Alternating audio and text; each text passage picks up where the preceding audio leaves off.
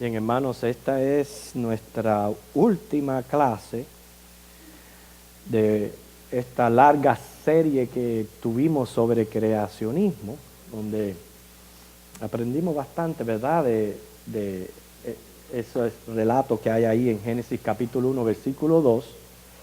Y como dije en la clase anterior, no podemos ser leales al estudio si no se aprende acerca de la institución de la familia que fue en esta semana, ¿verdad?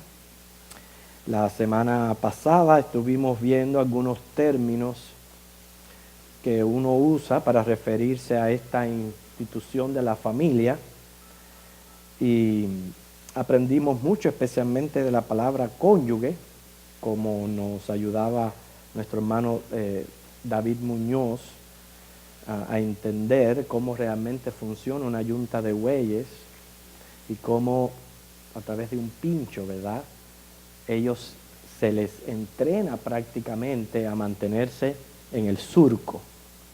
Y con el tiempo ellos llegan a entrenarse de manera tal que ya no es necesario, ¿verdad?, estarlos pinchando tanto. Y esa es la idea que Dios está ahí con su disciplina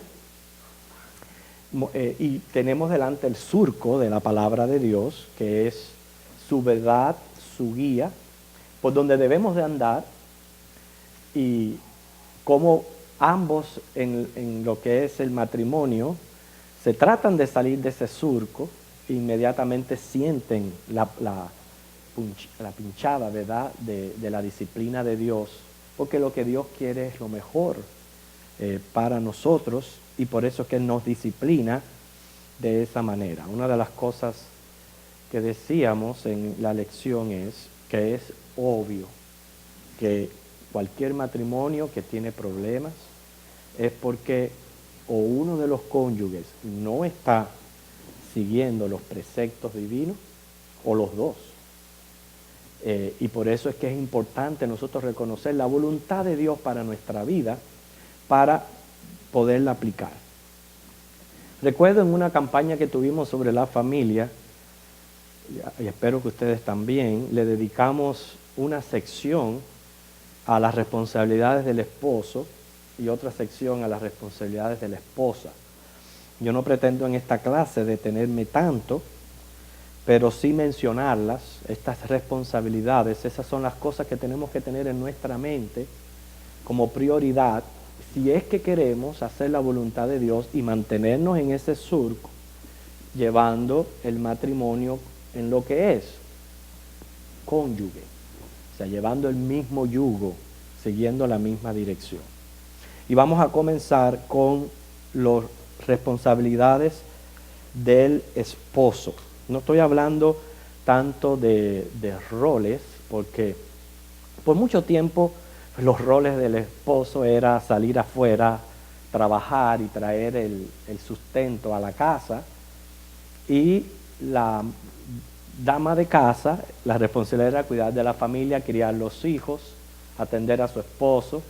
Eso fue por siglos, siglos y siglos y siglos. Hace poco que relativamente las cosas han cambiado, las necesidades se han trastornado y hoy día un matrimonio, cuando la esposa se ve obligada a salir a la calle, ya no puede tener el mismo cuidado de la casa.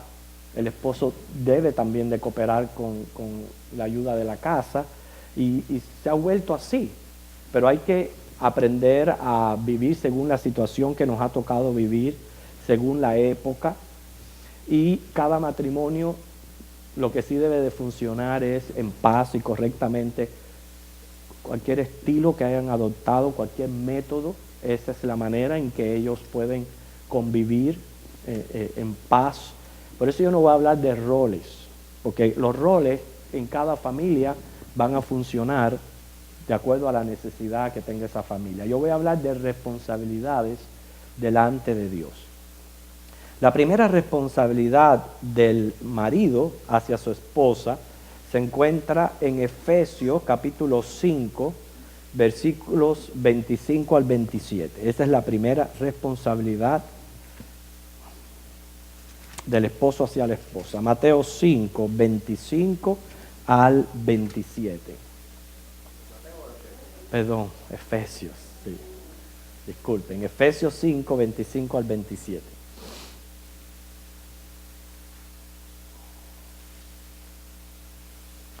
Vamos a encontrar en este pasaje que es un imperativo lo que se nos manda aquí. No es si yo quiero, no. No es condicional. Es un imperativo. Y no solamente nos pone un imperativo, sino nos dice de la manera como uno debe de hacerlo. ¿Ok? A ver, Roberto, léeme estos versículos. Efesios. Maridos, amad a vuestras mujeres, así como Cristo amó a la iglesia y se entregó a sí mismo por ella, para santificarla, habiéndola purificado en el lavamiento del agua por la palabra, a fin de presentársela a sí mismo, una iglesia gloriosa que no tuviese mancha ni arruga, ni cosa semejante, sino que fuese santa y sin mancha. ¿Cuál es el imperativo que encontramos aquí? Amar. Ahí lo dice, ama a las mujeres. ¿Cómo es que debemos amarla? Entonces, si usted es iglesia de Cristo, usted sabe de la manera en que Cristo la amó. Entonces, de la manera que Cristo lo amó a usted como iglesia, es la manera que el marido debe de amar a su esposa. Es un imperativo y esa es la manera que el Señor nos manda a hacerlo. Esa es la primera responsabilidad que Dios pone delante de mí.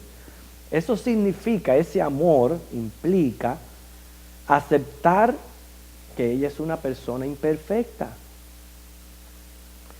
Este amor no es basado, fíjense, en el comportamiento de la esposa. Que eso es lo que muchas veces la gente hace. Según tú me tratas, según te comportas, pues recíprocamente vas a recibir. No es así. Este amor está basado en el valor que esa esposa tiene como ser humano. Es ahí donde está basado. Cuando usted la reconoce como un don divino, su ayuda idónea. Recuerden que de eso el Señor hizo, le hizo a Adán, te haré ayuda idónea. Entonces, mi esposa es mi ayuda idónea, es un don de Dios, y yo la tengo que amar, no por lo que hace, no por lo que es, sino por el valor que ella tiene como ser humano y como regalo que Dios me ha dado. Este amor debe de ser expresado. Ella tiene que sentirse que es amada, sea en palabras, sea en hechos, pero tiene que esa persona saber y sentirse que es amada por su esposo. Implica poner las necesidades de ella delante de las nuestras, porque es un amor sacrificial. Ese fue el amor de Cristo por la iglesia, fue un amor de sacrificio. Entonces implica que sus necesidades tienen que ir por delante de las nuestras. Es un amor, quiere decir, activo. Requiere negarse a uno mismo. Por eso que el amor surge de un compromiso, no de un sentimiento pasajero. O sea, se ofrece como un acto de voluntad, no como una respuesta al comportamiento. O sea, el amor del esposo debe demostrar aprecio por su esposa, respondiendo a sus necesidades, estimándola como un regalo especial de Dios para él. Y cuando uno responde a las necesidades de la esposa, aquí donde está la equivocación, no es techo y comida, es más que techo y comida, es sus necesidades emocionales, sus necesidades de libertad como persona, porque esa persona tiene una voluntad, usted tiene que respetar esa voluntad de esa persona. Quiere decir, suplir las necesidades de esa persona como un todo son sus necesidades psicológicas, que involucra seguridad, confianza, amor, sus necesidades emocionales y sus necesidades volitivas. Bueno, así que esa es nuestra primera responsabilidad, amar. La segunda responsabilidad se encuentra en 1 Corintios 11, 13. Yo quiero que otro caballero lo lea. 1 Corintios capítulo 11, versículo 13.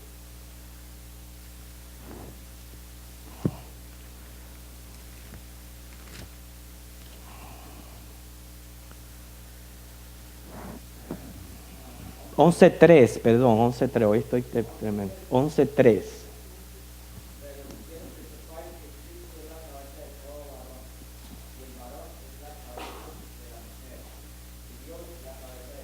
Fíjense, ser cabeza, como dice aquí Primera de Corintios 11:13, no significa dueño y verdugo.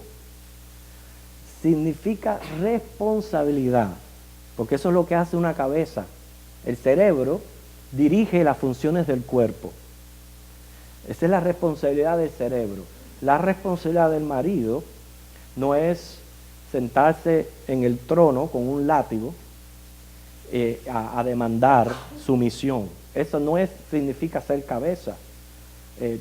Es más, todo rey tiene la responsabilidad ante el pueblo de suplir las necesidades del mismo. No es solamente mandar.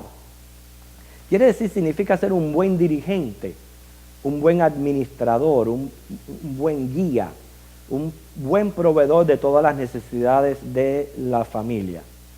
La esposa se va a sentir apreciada cuando su esposo toma el liderazgo y establece un buen ejemplo de ética moral en el hogar, no solamente en el hogar, sino también fuera del mismo.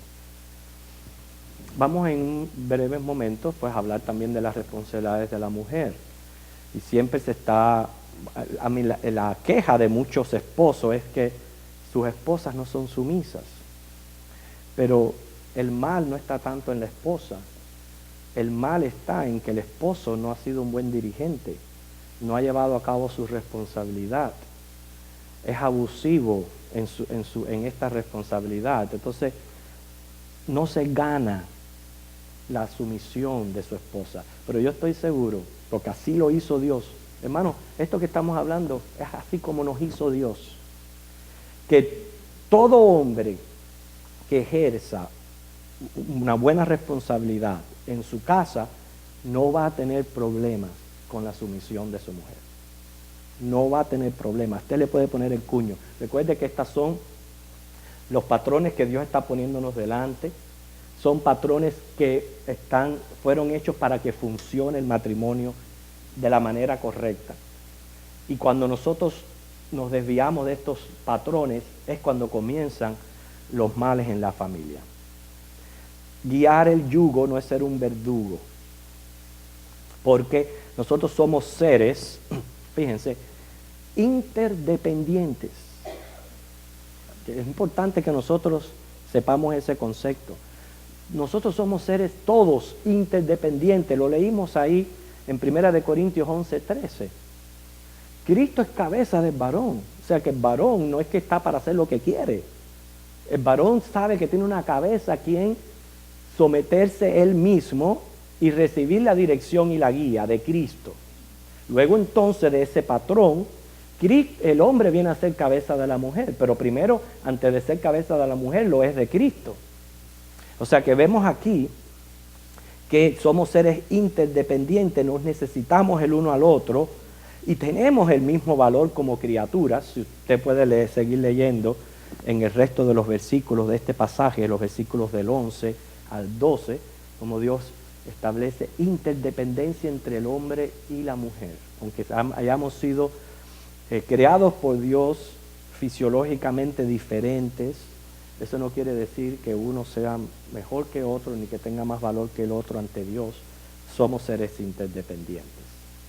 Nuestra segunda responsabilidad es dirigir, hermanos, dirigir. Por eso hay otro versículo, porque el capítulo 5 de Efesios se puede tomar como base para toda relación matrimonial.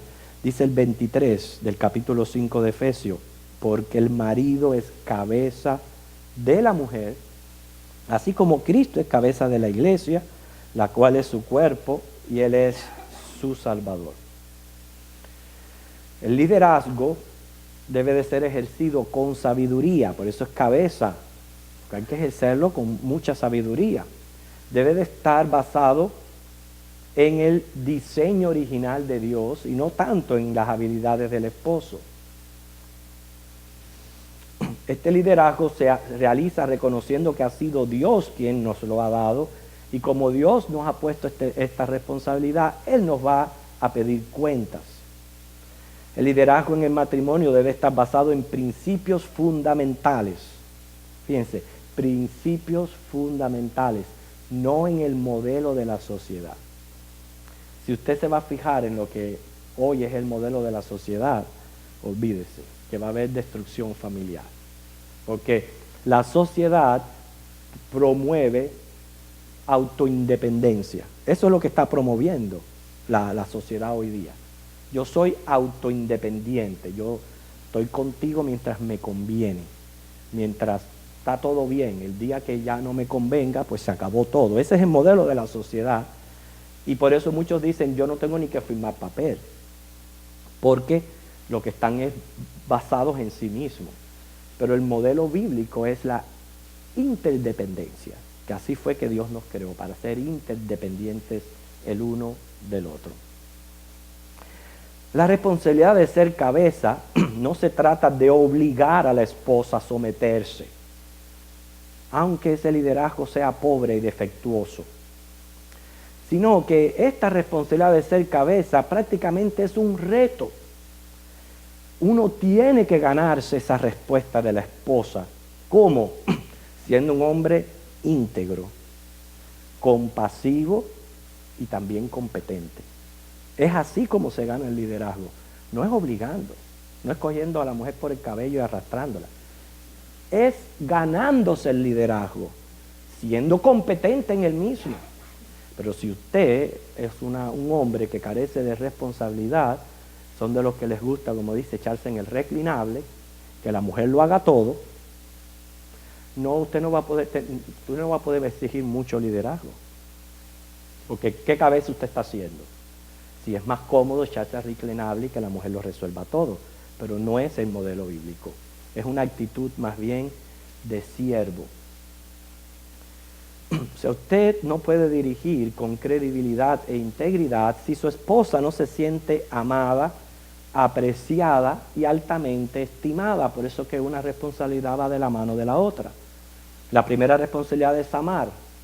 Cuando esa esposa se siente amada, como dice, apreciada y estimada, no por lo que hace, no porque cómo se comporta, repito, sino como un don que Dios le ha dado a usted, o sea, el valor que tiene esa esposa como persona. Entonces, esa esposa que se siente así, por eso repito, no va a tener ningún tipo de problema de someterse a un liderazgo íntegro y competente. No va a tener ningún tipo de problema. Y yo puedo hacer una encuesta aquí en este momento. Si usted tiene este tipo de liderazgo en su casa, levanten la mano las esposas que tienen problemas todavía en someterse.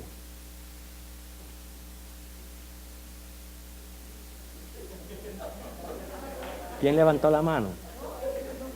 Y Deli levantó la mano. Es sincera, la hermana. Fíjense, si usted en su casa, porque después vamos a hablar del sometimiento de la mujer, si usted en su casa se siente amada, apreciada, estimada, ¿verdad? Y tiene un liderazgo competente en su esposo, quiere decir que él es íntegro, él responsablemente está dirigiendo la casa. Pregunto, aún así, ¿qué mujer tiene problema con sometimiento? Bueno, yo les estoy exponiendo para que ustedes vean, no lo que yo estoy diciendo, hermano. Yo estoy aquí hablando de lo que Dios estableció para el matrimonio. Si usted tiene problema con esto, su primer problema es con Dios. Por eso repito, todo matrimonio disfuncional es porque se ha ido del surco y se ha ido de lo que Dios tiene señalado para él. ¿Okay? El liderazgo incluye proveer para satisfacer las necesidades de la familia. No es solamente comida, abrigo y techo. Hay también necesidades espirituales, necesidades físicas, emocionales y psicológicas. Por eso el padre ejerce un buen control sobre sus hijos. El buen administrador va a crear un ambiente en el que cada miembro pueda desarrollar al máximo su potencial. Fíjense qué importante esto que les estoy diciendo. Estamos hablando de responsabilidades del liderazgo y de ser cabeza. Y parte de ese liderazgo es, usted va a crear un ambiente en su casa donde todos puedan desarrollarse al máximo de su potencial. O sea, ahí no van a haber personas que usted las va a ver cohibidas, que se sienten que no pueden, que se sienten como presas, por prácticamente sentirse que están bajo el yugo opresor, tanto hijos como esposa. Si su ambiente es así, usted no está siendo un buen líder y una buena cabeza.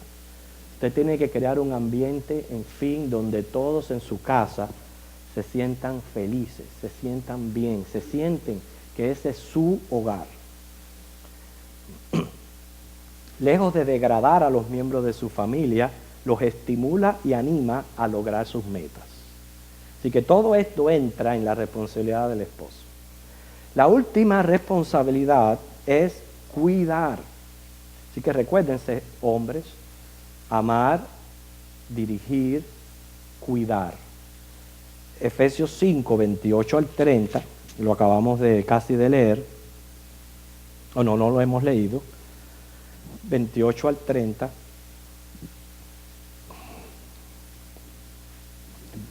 ¿Qué otro caballero puede leer este pasaje?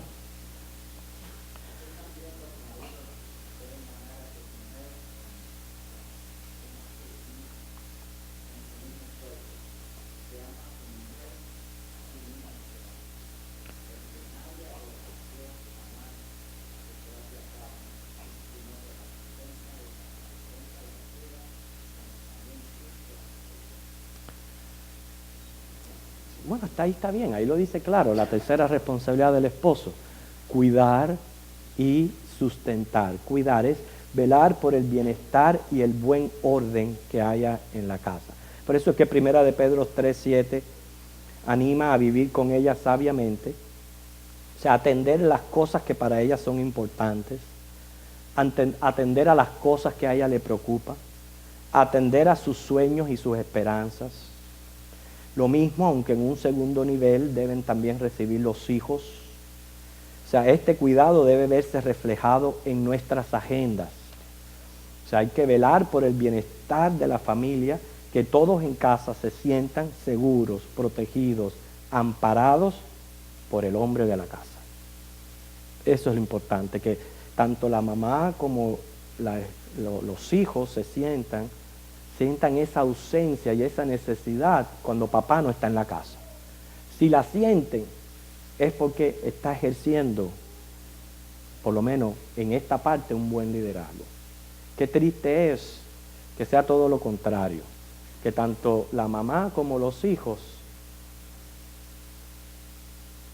den un grito de alegría cuando se va de la casa. Eso sí es triste.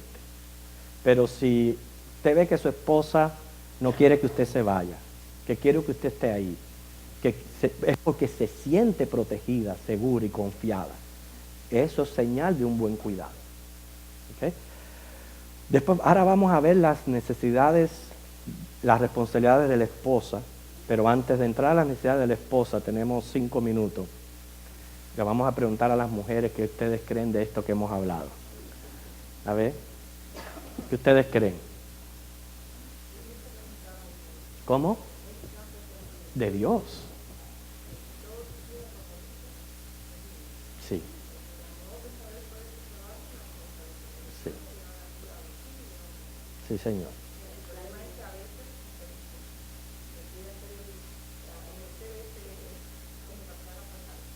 Claro. O sea, ahí se caen en extremismo, en desórdenes, en malinterpretación de las responsabilidades. Que no se trata de malinterpretar estas responsabilidades. ¿Okay? ¿Alguna otra dama?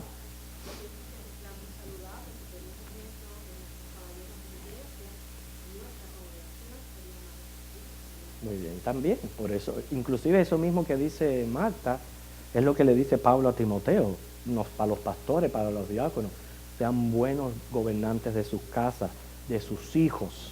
En otras palabras, pongan en plan en su casa el ejemplo que tenemos aquí de liderazgo. No. El hecho de que el hombre es cabeza de la mujer no significa que la esté pisoteando continuamente, la esté ofendiendo, la esté maltratando, no le esté dando lugar. No es eso. No malinterprete, porque hay muchas personas que tratan de autojustificar sus pecados y sus malas acciones usando pasajes bíblicos. Y son estos hombres que usan la Biblia como chantaje para decirle a la mujer, no, mira lo que Dios te mandó a hacer a ti, a que estés sometida a mí como cabeza. Y ser cabeza conlleva mucho más ante Dios. Sometimiento a Cristo como cabeza de Él, y una vez sometido a Cristo, someterse significa, dime Señor lo que yo tengo que hacer, cómo yo debo de tratar a mi esposa y a mis hijos, ¿okay? Tengo que amarles, tengo que dirigirles y tengo que cuidarles. Esa es mi responsabilidad como esposo. Ok, ahora vamos a ver el diseño de Dios para la esposa. Se dice que el matrimonio es una relación en la cual una persona siempre tiene la razón y la otra es un esposo.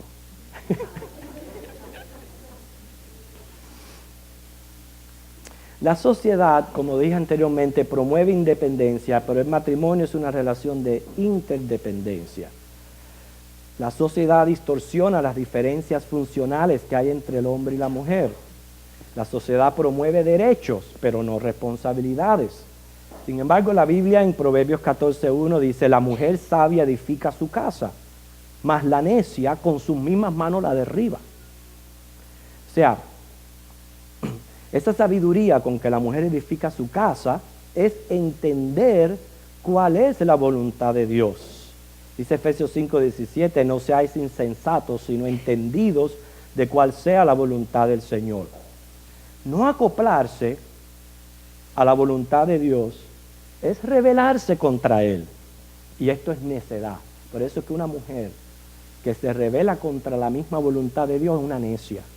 Y en vez de edificar su casa con sabiduría, dice el mismo proverbio, lo que hace es destruirla. ¿Ok? Ahora entonces vamos a ver cuál es la voluntad de Dios para las damas. ¿Ok? La voluntad de Dios, en la primera responsabilidad que tenemos, es amar al esposo. Prácticamente lo mismo que lo que Dios le pide al esposo para la esposa. Repito, para los que entraron después, no estoy hablando aquí de roles, estamos hablando de responsabilidades. Los roles, cada familia funciona como mejor funciona dentro de su núcleo familiar, saben cómo deben de hacer las cosas. Estamos hablando de responsabilidades. Ahora yo quiero que una dama lea Tito 2:4. Tito 2:4. ¿Sí?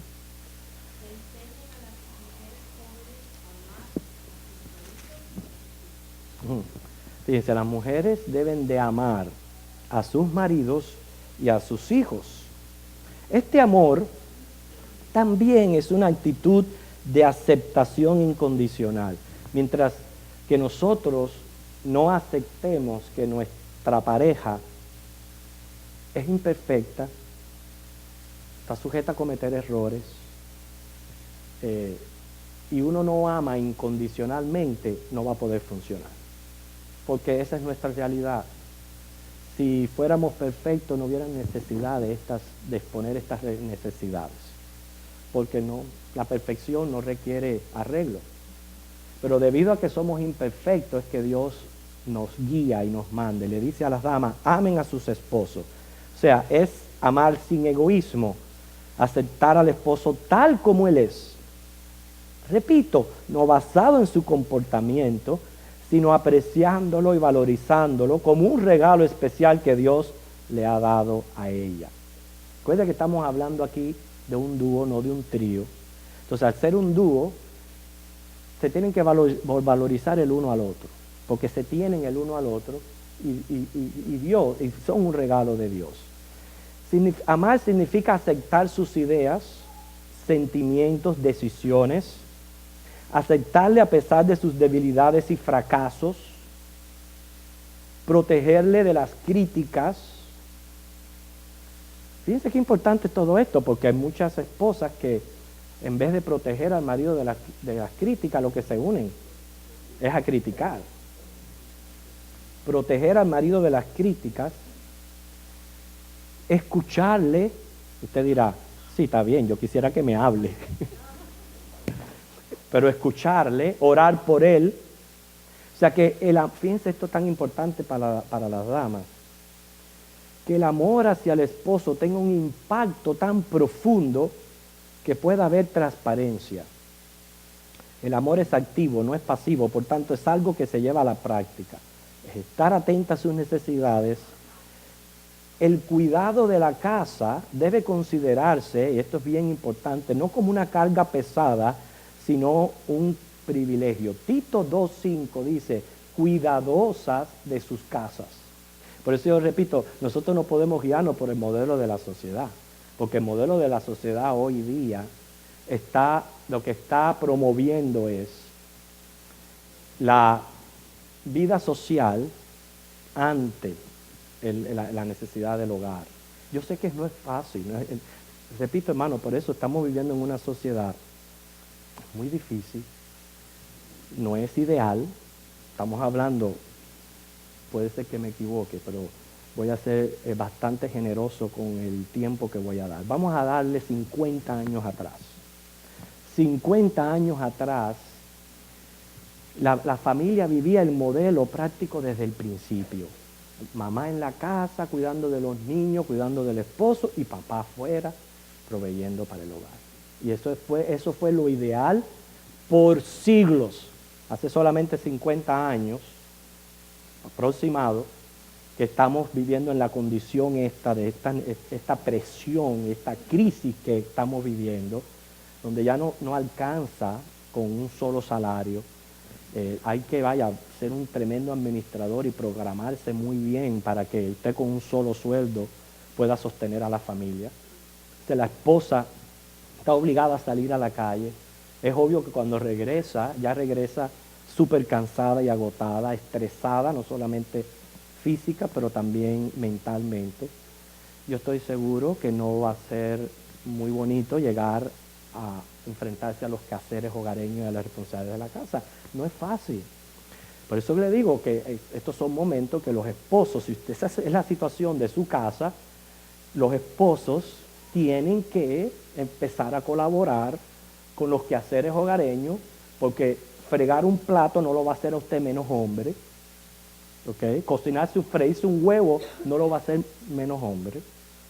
Usted tiene que aprender también a colaborar con la situación de su casa, y usted va a ver que va a ser diferente, porque muchas veces los esposos les gustan que sus esposas estén dispuestas para lo que ustedes saben. Pero si ellas están tan cansadas y estresadas, no van a tener ganas de nada. Entonces usted lo que está es colaborando más al alejamiento y al desorden familiar. Pero si usted coopera con el asunto de la casa y le alivia sus cargas, va a ser diferente. Ahora, toda esta influencia de la sociedad se la ha metido en la mente a las mujeres, donde ahora ya han perdido no solamente esa gracia para bordar y tejer, ahora hasta para cocinar. Ya no quieren cocinar las mujeres. Y eso es triste, que hoy día las mujeres ya no quieren cocinar. No son cuidadosas de sus casas. Fíjense, esto es bien importante, lo dice Tito 2:5. Usted le está metiendo a sus hijos platos de microwave por arriba y por debajo. Después viene el cáncer. Después vienen las enfermedades.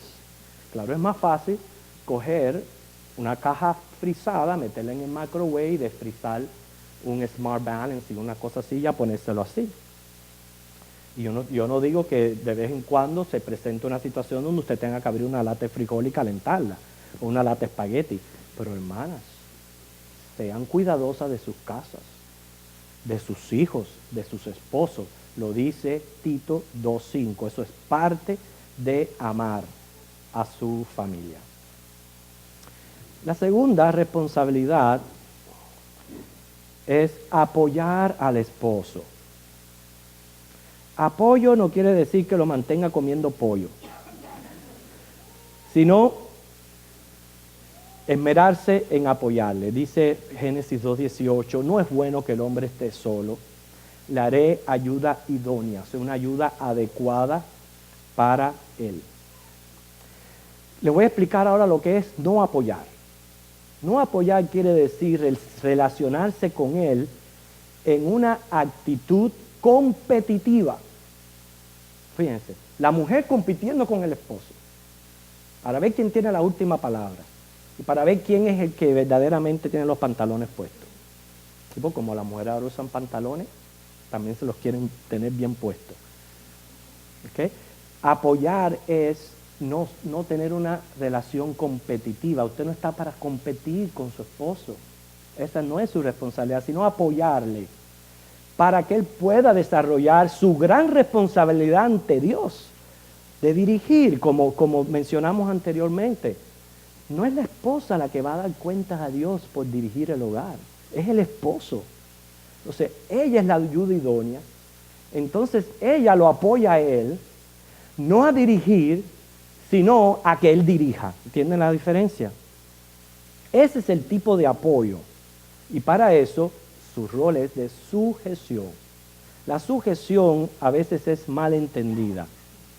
La sujeción no significa inferioridad, pérdida de identidad, convertirse en un ente no pensante, una obediencia ciega, vivir con la sensación de sentirse usada, ser pisoteada, permitir que el esposo viole las leyes, aún las leyes civiles, o sea, abusos físicos, verbal, mental o emocional.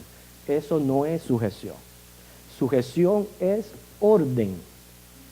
Un orden que se puede apreciar aún en el universo. O sea, Dios cuando creó el universo lo creó en un orden específico, con leyes que dependen unas de otras. Y eso también lo ha llevado a lo que es el seno familiar. El orden de autoridad es Dios, autoridad sobre el hombre, Santiago 4:5. El hombre, autoridad sobre la naturaleza, Génesis 1:28. Maridos, autoridad sobre sus esposas, Efesios 5:22. Padres, autoridad sobre sus hijos, Efesios 6:1. Los gobernantes tienen autoridad sobre los gobernados, Primera de Pedro 2 del 13 al 14. Los patrones sobre los empleados, Primera de Pedro 2:18. Someterse significa, fíjense, colocarse voluntariamente dentro de este orden establecido para cumplir con una función dentro de un cuadro social completo. Que lo voy a repetir.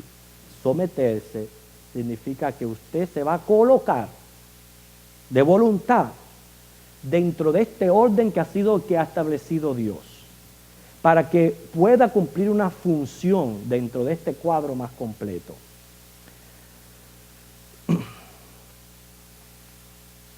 El hombre, a la vez, tiene que sacar provecho de su ayuda idónea y saberse ganar esta sujeción como ya estuvimos viendo. Pero yo les quiero que ustedes, damas, lean un versículo aquí muy importante, porque nosotros podemos proclamarnos cristianos, orar, Señor, muéstrame tu voluntad, yo quiero hacer tu voluntad todos los días en mi vida. Perdona mis pecados, santifícame, ponme en el centro de tu voluntad. Todo muy bonito y muy bien, ¿verdad? Alguien que lea Tito 2:5.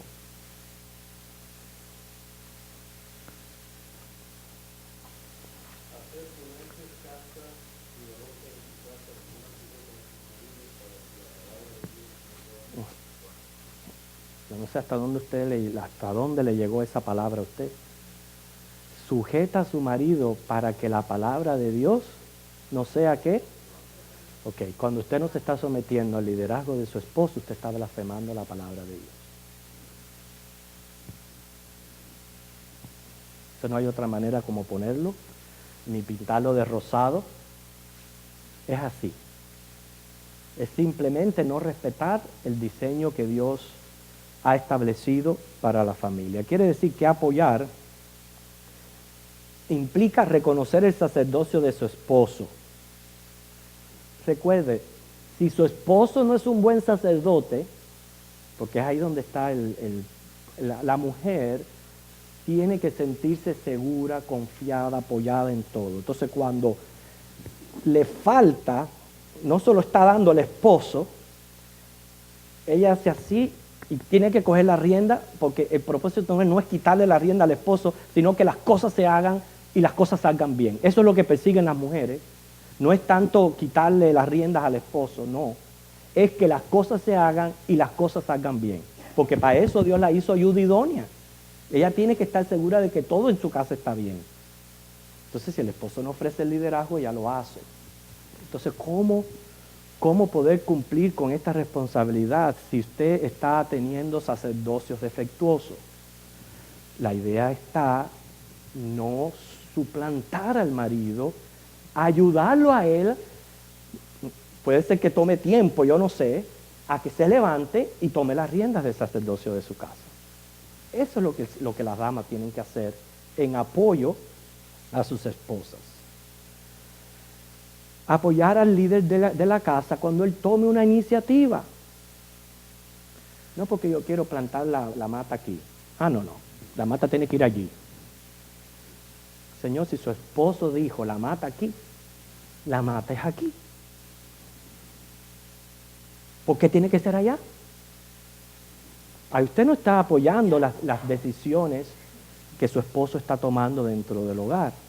Ahora, si el marido dice, mañana vamos a envenenar a los hijos, oye, ahí coge usted las riendas del coche, le dice, no, usted no va a envenenar a mis hijos. Pero Señor, no, que si el cuadro va aquí, que si el cuadro va allá. No puede ser así.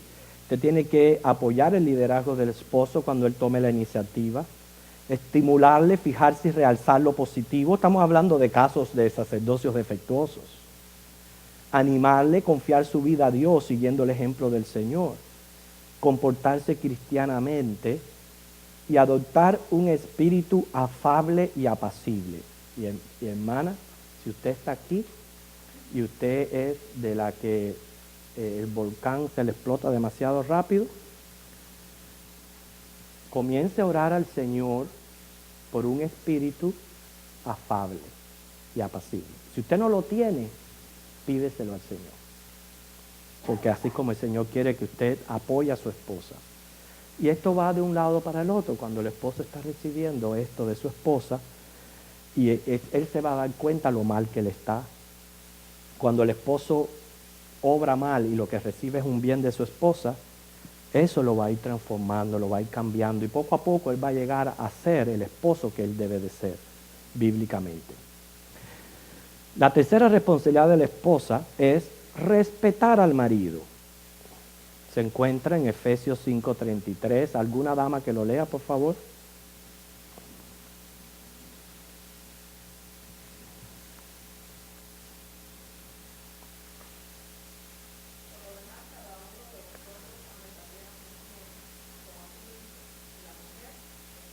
Wow.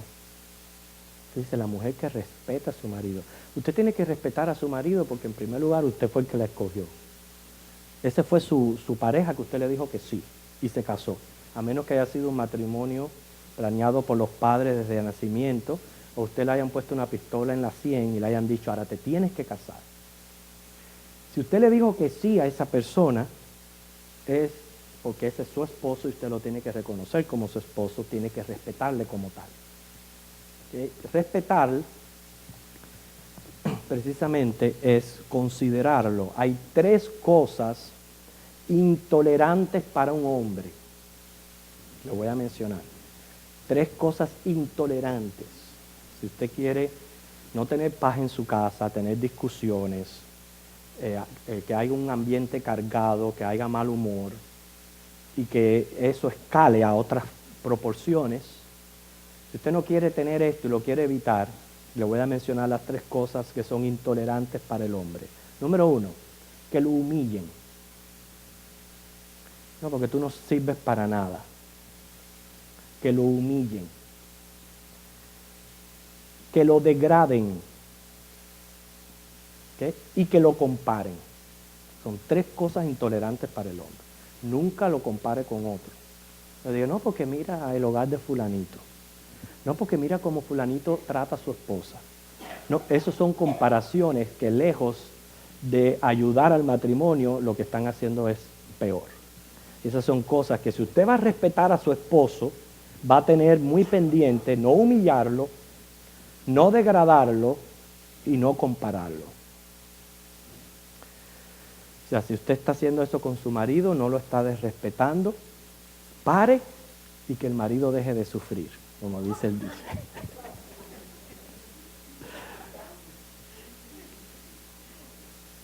Fíjense, esto del respeto lo dice muy claro Primera de Pedro 3:6 y pone de ejemplo a Sara, como ella se relacionaba a Abraham, diciéndole, mi Señor, ¿okay?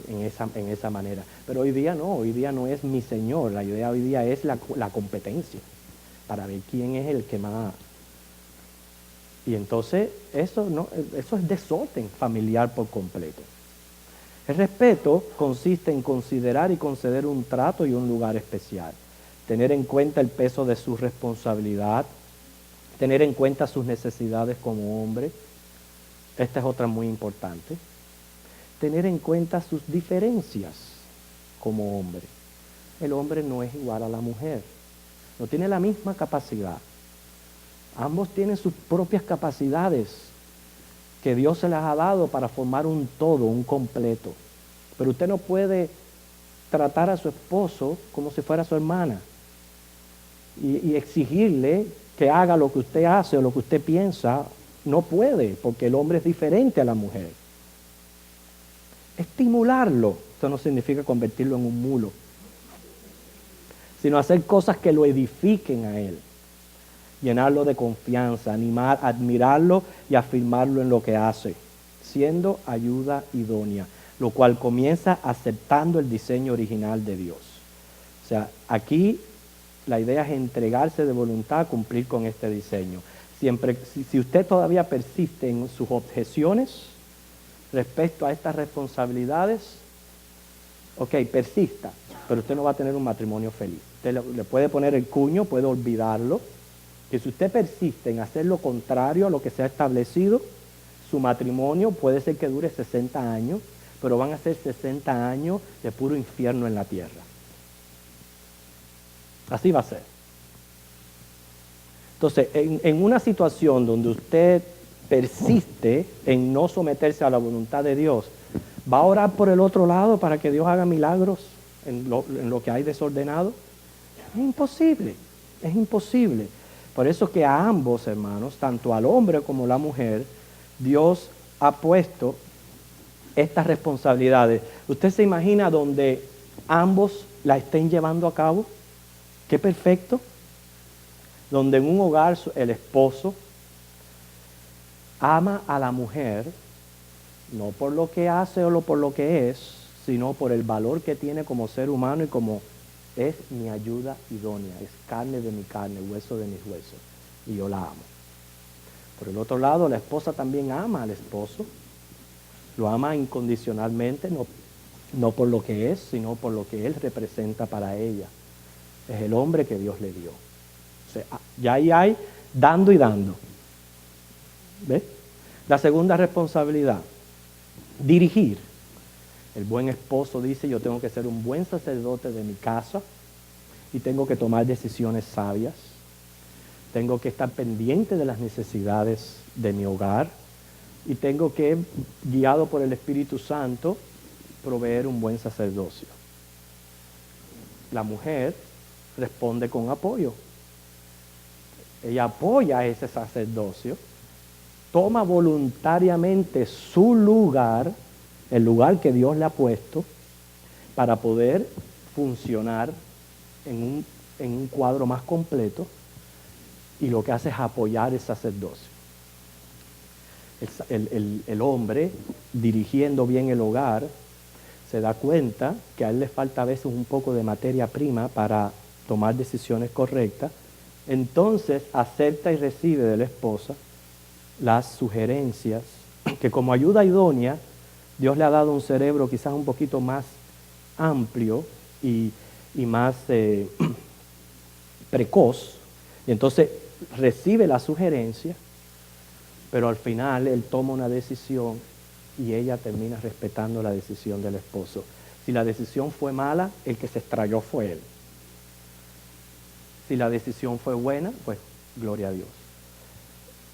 El hombre tiene la responsabilidad de cuidar a su familia. Y la mujer tiene la responsabilidad de respetar a su esposo. Ese es el cuadro perfecto para el matrimonio.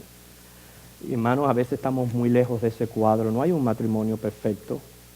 Todos necesitamos orar, pero si pudiéramos enfocarnos no tanto en orar para que se resuelvan los problemas, sino más bien para que cada uno adopte su responsabilidad y lo pueda llevar a cabo, y que esa yunta de bueyes marche bien por el curso como debe de tomar, en vez de estar recibiendo los pinchazos de Dios todo el tiempo, nuestros matrimonios fueran mejor.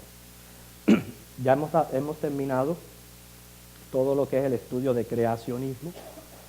Pudimos ver el primer día cómo Dios creó la luz, ¿okay?, que son las fuentes de energía que existen, por lo menos 3 grandes fuentes de energía.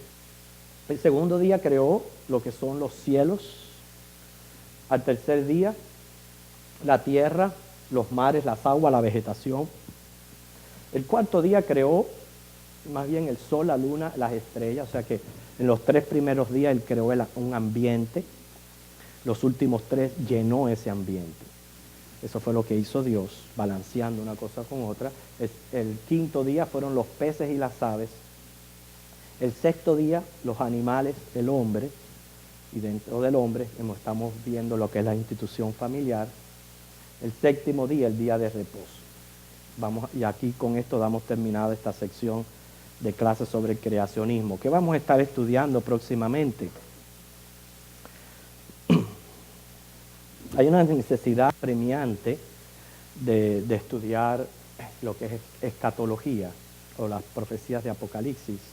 Nosotros estuvimos estudiándolas por un tiempo, tuvimos que parar porque ocurrió el cambio que ocurrió en la iglesia. Vamos a retomar estas clases, pero no textual, o sea, no ir capítulo por capítulo, versículo por versículo, sino va a ser temático, porque el libro de Apocalipsis se puede leer también por temas. El primer tema, y esto es teniendo en cuenta lo que se quedó pendiente de la última vez, el primer tema que vamos a tratar, y a su vez ayuda también a encajar con los temas apologéticos que hemos venido dando, es la gran ramera, o sea, Babilonia. O sea, vamos a estudiar este estudio. Este estudio va a involucrar el catolicismo, lo cual yo pensé, estamos en los últimos días, hay señales por donde quiera que ya Cristo viene pronto. No es tanto que es bueno saber qué va a suceder, pero más que nada es prepararnos para ayudar a las personas que todavía no están preparadas para la venida de Cristo. Y nosotros tenemos muchos parientes que están todavía en el catolicismo y necesitan conocer la verdad. Entonces vamos a estudiar a Babilonia, la gran ramera. Se va a estudiar la Babilonia literal, la Babilonia mística, la Babilonia simbólica, y dentro de eso el catolicismo. Vamos a aclarar muchas cosas acerca del Papa. En fin, es una serie de estudios que no solamente va a ser escatológico, pero también apologético, y eso es lo que vamos a estar estudiando la semana que viene, empezando la semana que viene. Pero hasta aquí, hermano, ¿alguna pregunta o algún comentario, algo sobre la clase de hoy o la serie en general? Que el oída y después el hermano, ¿sí?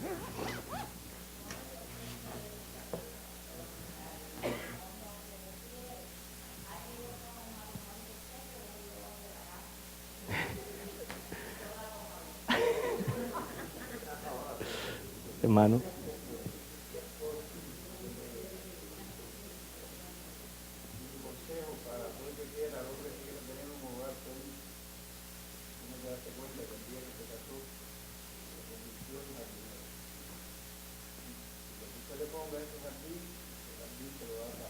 bonito, ¿no? Qué bonita ilustración, es verdad. Si usted siembra cardos y espinas, se va a pinchar. Pero si siembra rosa, va a tener perfume, ¿verdad? Muy buena ilustración, gracias por eso. ¿Alguna otra opinión? No solamente de esta clase, pero también, hermano, del estudio en general, hermana.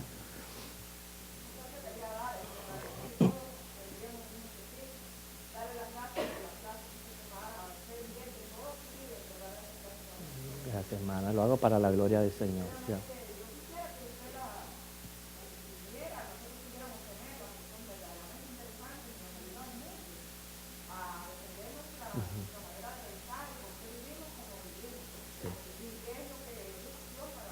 Así es. Ujú. Bueno, gracias, hermano. Yo siempre procuro, como dice, glorificar al Señor y al Espíritu Santo, que es el que verdaderamente nos enseña. ¿Alguno otro que quiera decir? Nos quedan 2 minutos nada más para terminar la clase. Sí. Ah, mire eso. Está muy bueno eso, hermana. Sí.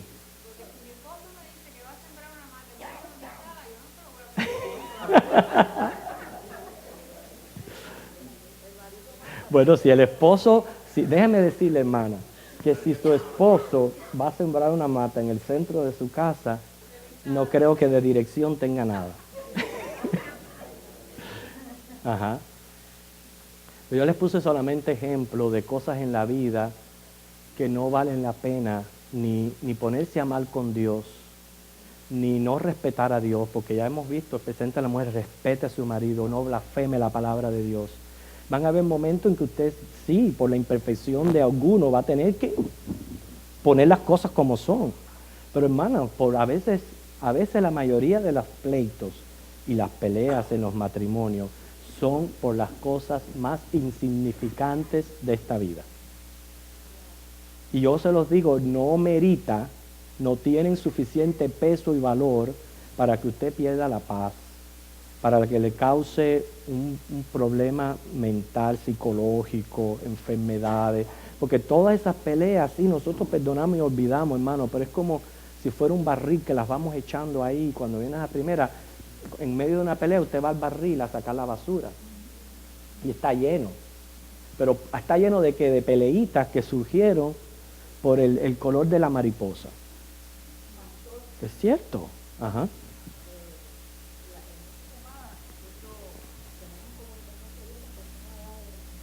Uh-huh.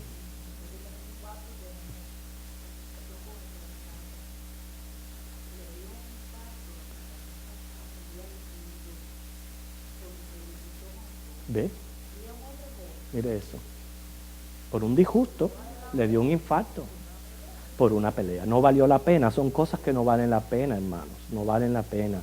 Van a haber situaciones que usted va a necesitar. Y déjame decirle que en situaciones graves y difíciles, busque consejo, busque un intermediario, alguien que con sabiduría les pueda aclarar, les pueda decir quién tiene la razón, qué paso deben de tomar.